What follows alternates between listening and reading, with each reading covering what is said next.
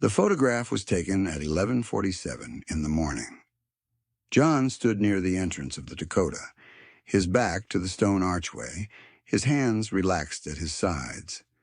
The photographer asked him to turn slightly. He did. The shutter clicked. In the frame, John's face carried no tension.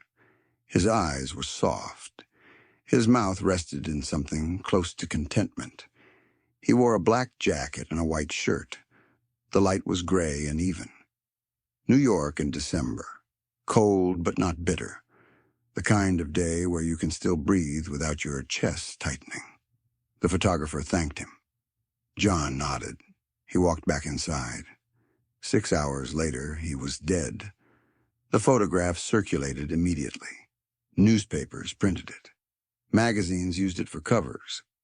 It became the last image, the final record. People studied it the way you study a face in a dream, searching for something you can't name. They looked for signs, omens, some hidden weight in his expression. They wanted to believe the camera had seen what was coming, that somewhere in the grain of the film, death had left a fingerprint. But that's not what they missed.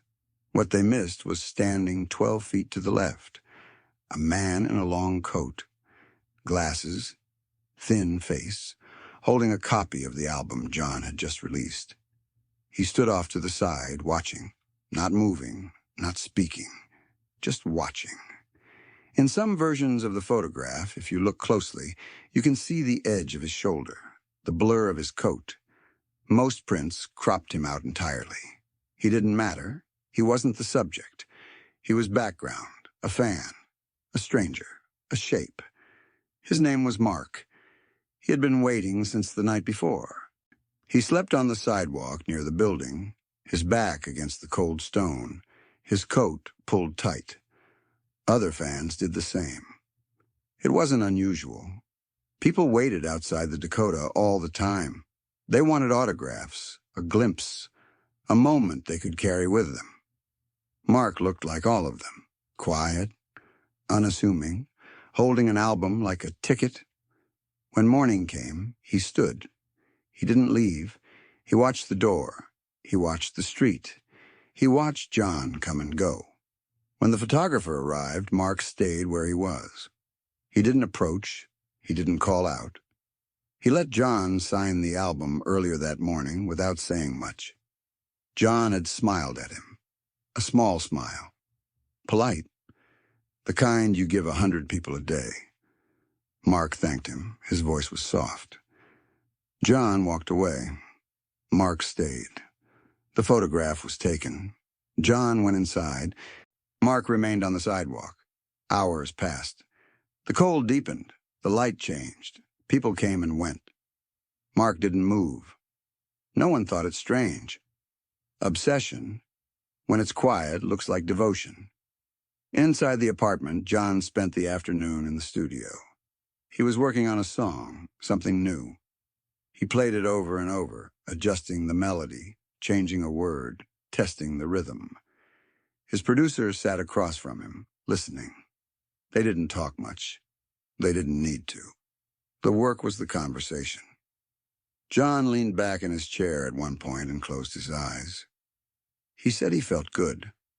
Calm. The kind of calm that comes when the noise finally stops. When the world shrinks down to just the room you're in and the thing you're making. He talked about his son. How the boy was starting to speak in full sentences now. How he laughed at things that made no sense. How fatherhood had changed the way he heard music. Made it softer, more patient. He said he didn't feel the need to prove anything anymore. He didn't need to be the loudest voice in the room. He didn't need to win arguments or chase relevance. He just wanted to make something true. His producer nodded. They kept working. At some point in the late afternoon, John stood and stretched. He said he was going out. Dinner reservation. He wanted to walk, get some air. His wife was waiting downstairs. They were going to a small place they liked. Quiet, no cameras, no crowd, just the two of them. He put on his jacket. The same black jacket from the photograph. He checked his pockets, wallet, keys. He didn't take much. He never did. He kissed his son on the forehead before leaving.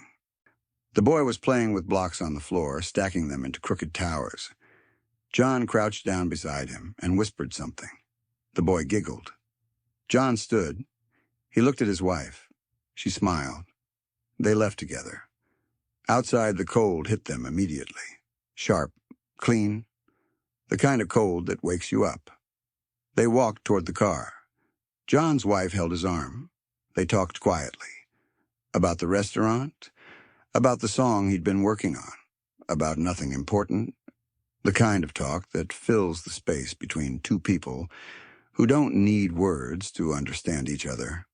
Mark was still there, standing near the archway, the same spot, the album still in his hand. John saw him, recognized him from the morning. He nodded, a small acknowledgement. Mark didn't move, didn't smile. His face was blank. His eyes followed John as he walked past. John didn't notice. He was already thinking about dinner, about the song, about tomorrow. They got into the car. The driver pulled away. The city blurred past the windows, lights, buildings, people moving through their own lives. John leaned his head back against the seat. His wife rested her hand on his knee. They didn't talk. They didn't need to. Dinner was unremarkable. Good food. Quiet conversation. No one recognized him, or if they did, they didn't approach. He liked that. The anonymity. The small grace of being left alone.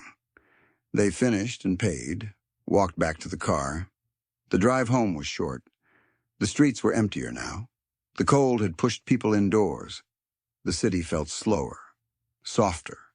When they pulled up to the Dakota, it was just past 10:30. The sidewalk was empty except for one figure. Mark, still standing in the same spot, still holding the album. John's wife noticed him first.